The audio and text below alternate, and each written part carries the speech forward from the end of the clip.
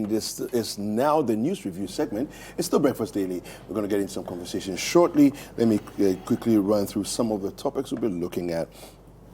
The Volta Lake disaster, of course, is a trending topic, and it's something that we're going to be discussing, looking at various angles of the conversation. Of course, the NAT also wants affected students to be enrolled in boarding schools. Is it a good call or not? Do we have alternatives? So the education conversation will around this whole spillage and the disaster situation will be discussed.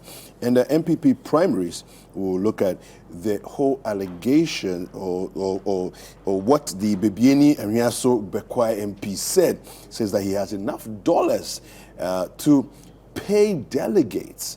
And what does that even mean as far as our political discourse is concerned?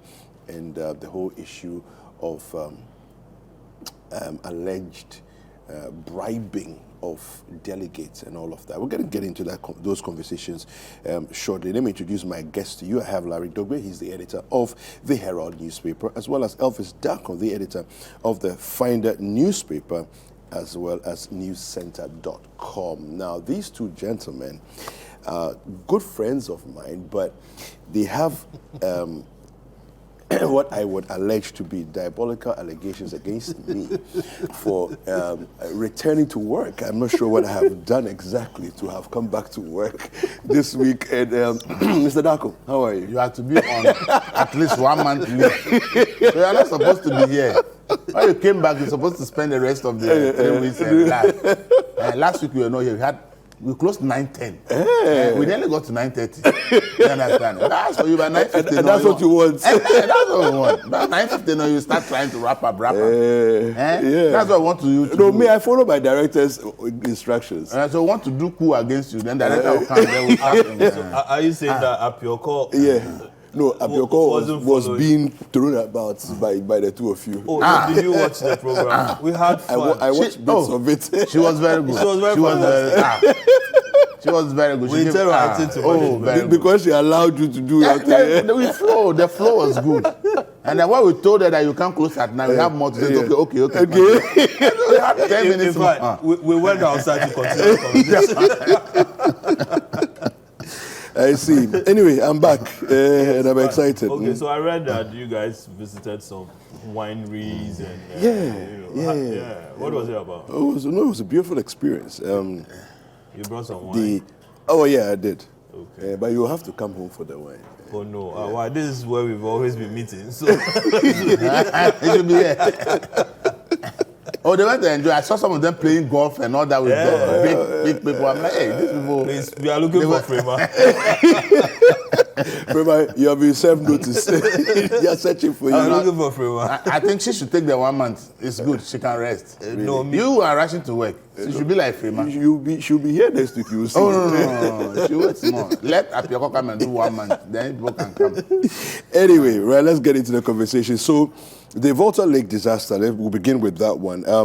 Over 2,500 displaced in Pru East after the lake overflowed its banks. Now, initially we saw a lot of disaster in the lower Volta areas, but now it seems that it's pushing upwards. And now the story on citinewsroom.com by our correspondent Michael Sapon-Fum. Pru East region, over 2,500 people displaced as Volta Lake breaks banks. The 9 communities in the Pru East district of the Pru East region have been submerged after the Volta Lake broke its banks and has led to over 2,500 people being rendered homeless. Now, most hit communities include Kobre in Siano, Pentecost in Siano, Adiembra, Fantikura, Tokobikope, Tonka, Agokope, and Logakope, among others. Now, this was made known by the Pru East District Director of the National Disaster Management Organization, Frederick Ndila Ntana, in an interview with Citi News on Monday. So far as we have, and I quote, over nine communities which, so far we have over nine communities which have been affected by the floods. These are, and I mentioned the various communities there. There's also a few others. There's Berikente, there's Accra Town involved as well. There's Who Are You, and many others as well. And so we have now about 2,554 people displaced, and these are the various breakdowns here. There's about 1,302 males and 1,252 females, and so on. And the story goes on there. Now, let's get right into the conversation. Let me start with you, Larry. Since this whole thing began, of course, initially we looked at the lower Volta areas and so on. It seems that for some reason the higher ground areas, previously higher ground areas, seem to now be also submerged. And this problem doesn't look like it's going to go away anytime soon. Yeah, thank you, and good morning to our viewers. I think that were you in town when it happened? Yes. Okay. Yes, I was in town when it initially started. And since you came back, have you noticed any change? Well, some areas, the water seems to be, going down. That's the lower part. That's the lower part. Because so because the spillage, I'm told, has come down considerably. Now, you mean the rate of spillage? Yeah, the rate of spillage has come down. Okay. So the water is, allowed to flow, smoothly. Unlike the initial one where everywhere was, so that is where we are. However, then at the other end, which is the upper end, the higher end, because the water is not being allowed to flow, the way it's supposed to, then those places are now getting flooded. Okay, and then the water keeps coming from wherever it's coming. The black, the red, and then the white. Voltas, they are all joining together. Another, water bodies around. I hear OT and some other ones as well are all, flowing into the Akosombo area. And hence what we have. I asked whether any change whether you notice any change since you came back. And it's obvious that you haven't seen any significant change. Not significant. Exactly. No. It's because, I think, for me, I don't think there's anything going on. What do you mean? Yes. The government, hasn't accepted the fact that there's an issue. Oh, really? Yes. If the government had, I'm sure by this time would have seen a state of emergency being declared in all those areas. But, okay, so... But if the government hasn't... Yes. Nanado was there. He made certain commitments and all of that to support the people. The government has sent the Ghana Armed Forces in, the 48 Engineers Regiment and so on. So I'm not quite sure what you mean when you say the government has not yet Doesn't accepted. this whole thing look uncoordinated for you? Sort of feels like that way. Yes. Sort of feels like Yes, it's not coordinated. It is not coordinated. Because for me, I would have seen that, we declare a state of emergency in those areas, okay? And then you establish a body, okay, like the ministerial committee that the president mentioned, that has a spokesperson, that has, let me say, for want of a better word, a secretariat, that you can contact somebody. Okay, let me talk to Kweku or let me talk to Elvis, for instance. As to Elvis, this is what is going on here. If we can get relief items to this particular place, these people need this amount of mattress, or these are the number of people who have been displaced. We need these people, they have a certain condition, as in, I'm told that waterborne diseases they've started breaking out already. Yes, they've started Skin diseases, you get it. So let's talk to the doctors or somebody who is in charge in that particular area, so that we can take this amount of medicines, or we can take this particular medicine here, okay, or mosquito nets or other things as well. Yeah. Do you get it? If we do it like that, I think people would appreciate it better than this uncoordinated thing where Elvis is driving there because he's been able to talk to Mr. A, Mr. B, and Mr. B has given him something to give to a particular people. Okay. So if you don't take care, you end up, a particular town will be getting relief items from a lot of people. Yeah. And where others wouldn't be getting it. Yeah. Okay, I get what you mean. You get it. Yeah. Others wouldn't be getting. So let's properly fix this whole thing in a manner that portray us as a very serious-minded people. You get what I'm saying? Yeah. Now, you also, and let's get a budget for it. Because VRA, I'm told, is talking about having giving out $20 million. $20 million.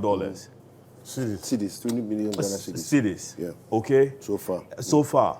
Others are also doing something. You guys are also doing something. Yeah. Churches are also driving there. So many other people. If we have a particular pool where all those things go into, and then NADMO or any other group is able to say that, town A, all the towns you mentioned, town B, town C, town this, you get this. I'm sure we'll be able to help the people better than the way we are approaching this. Added to that is where you have the other parts now, as in the Pru East and all those other areas now, also saying that, hey, nothing has come to us since then. And that we have had to rely on the benevolence of, our neighbors and so on and so forth. So the thing has gone beyond Volta region and has gone beyond Eastern region, has gone beyond certain parts of Greater Accra to Bronx and then the Hafo and all those other areas. Okay? Yeah. And I think that a state of emergency would portray us as being coordinated in our approach to dealing with this matter. And this could have, when you have that state of emergency and then a committee being set up, you could have all the regional ministers as part of that body, okay? And they will be able to tell us that, oh, indeed, this is the situation that they have on the ground. And we should give this to these people. If we could add this more, that would be better. If we could get this amount of mattresses or amount of this, amount of that, amount of that. Yeah. For me, yeah. Can we also, before Elvis comes in, can we also look at the impact on education? Nat is suggesting that all those in the various areas that have been affected by the spillage should be moved into other boarding schools in other parts of the country. Yes. So that is the whole thing that I'm talking about. Okay? That at the end of the day, there were students there in these communities, okay, who are now displaced. Yeah. So if you had a committee that is planning this thing properly, I mean, you could chip in an idea or two, and they will buy into it, or they will just polish it up and then implement it. But who are you to talk to in the first place? We don't even have a spokesperson in all of this. Who do you run to? I mean, in this thing, in this situation, when you need information, that I have, let's say, 20,000 Ghana cedis. I want to give it to somebody or some of the communities. Okay, how do I get that to them? If the churches want to help, how are they going to help? If private institutions want to help, how are they going to do that? So the whole thing is not. It's very interesting you bring that up, because over last week when I was not around. When you went to South Africa, the wine trip. A friend of mine actually reached out to me and said that he is working with an organization and they have, I think, about 50,000 Ghana cedis. Okay. Who do they give it to? Exactly. And I realized that, apart from saying, listen, we also have a drive at Citi, you can bring it to us. I don't know. Yeah. There's no national spearheading team or group. Yeah. You see, and then the question again is that, okay, so we have NADMO, but we've always had NADMO. Yeah. and they've always struggled in a certain sense to handle, disasters, and they will say we have to talk to regional, we have to talk to national before we can get things done and all the rest. I don't know. My school platform, my Bishop Emma, one of my Bishop Emma platforms. Okay, that's my year group. I noticed that we've started doing contributions and so on, and I keep asking myself, okay, who are we collecting these monies for? Yeah. How are we going to how are we going to present these monies? Yeah. And who are we going to present Who it to? choose which community? Are we going? Because there's a lot of communities out there with how many people? 26,000 at least. That is what what has been recorded. Okay, and It's so now 36,000. 36,000, and it keeps growing. It's not 36,000. Okay, has any death been recorded yet?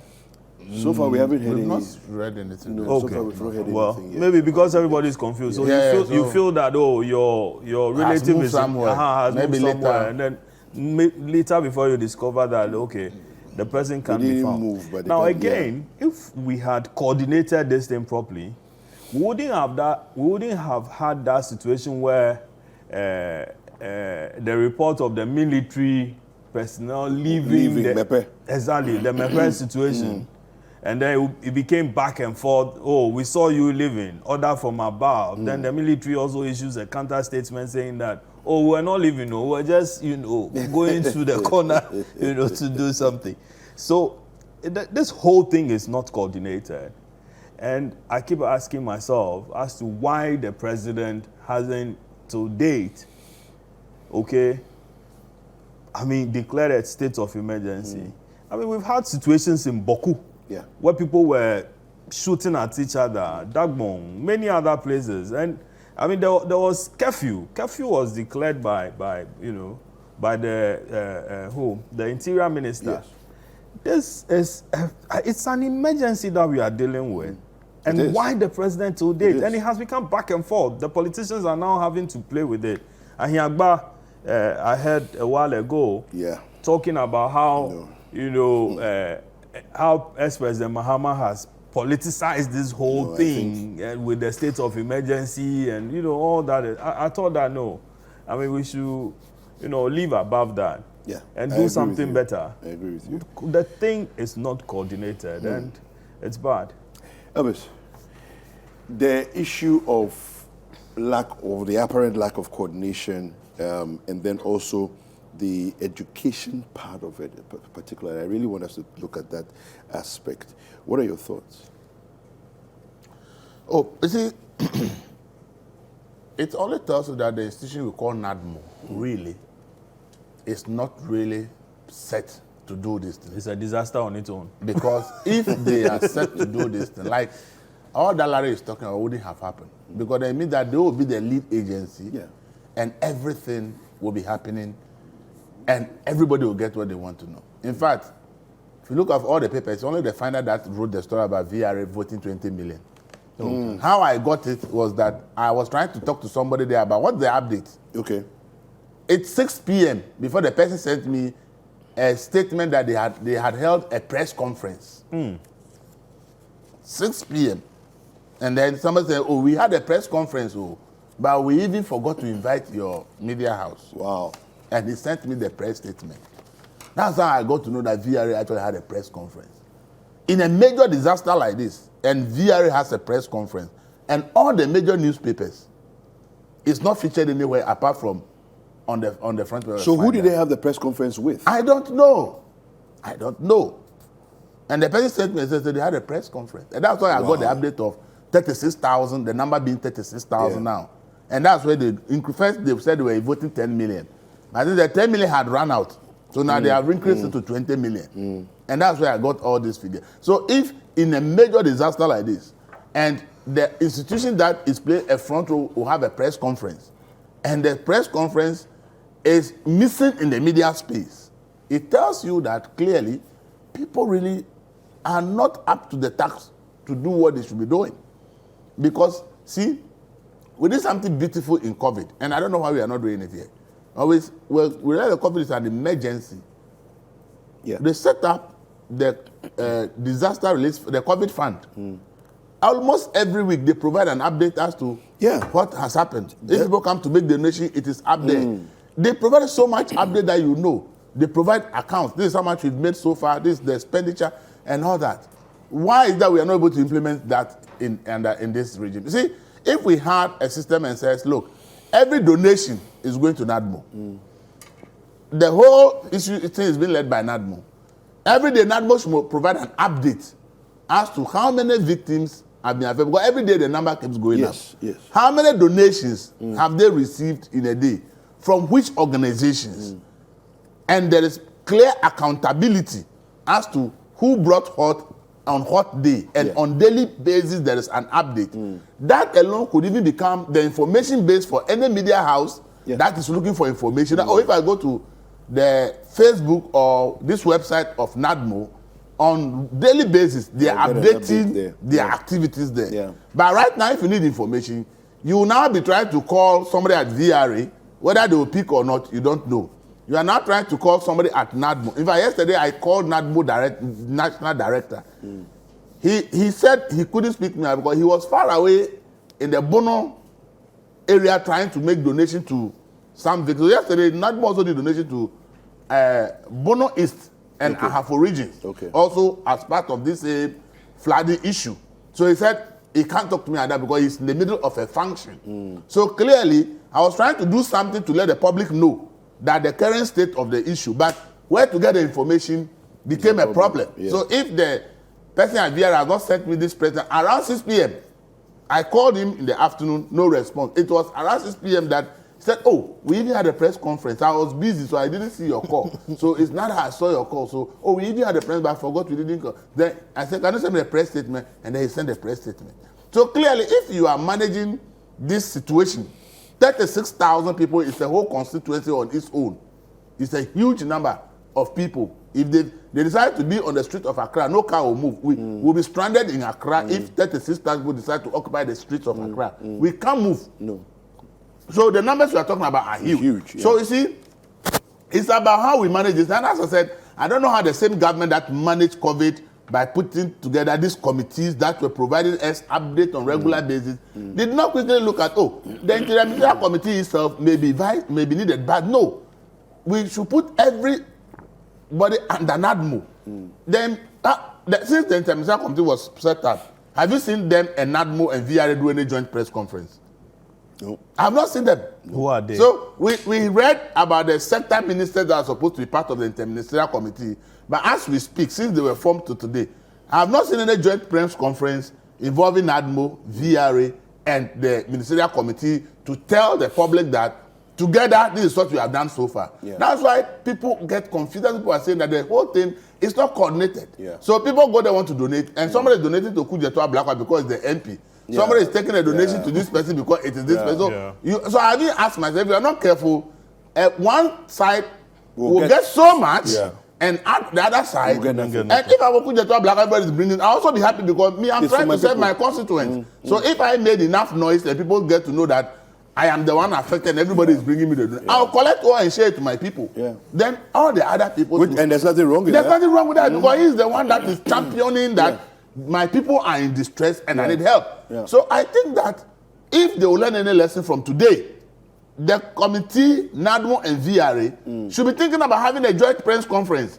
NADMO should be thinking about providing daily updates as to whatever has happened in every day. They should be by 4 o'clock, 3 o'clock. They should put an update up. But Elvis, NADMO is under Ministry of Interior. Yes. VRA is under Ministry of Energy. Yes. You get it. So it is. But all these ministries are part of the Interministerial Committee. No, but let me tell you, if you and I were here when we discovered that even the health minister was added later because people had gone through the list and noticed that where is the health minister? Wait, so how is it that is it in he's asking a question. No, the health minister is an afterthought. Is it in every serious country? So it's an afterthought. In this thing, it is the disaster management organization that leads. Yes. Others will come on board, but the lead organization should be the disaster management. Also, whether a committee is formed or not, they are specially trained. That is their job. Supposed to be equipped for this. It is the fact that if we are saying it's because probably we have not set up NADMO properly or it doesn't function properly.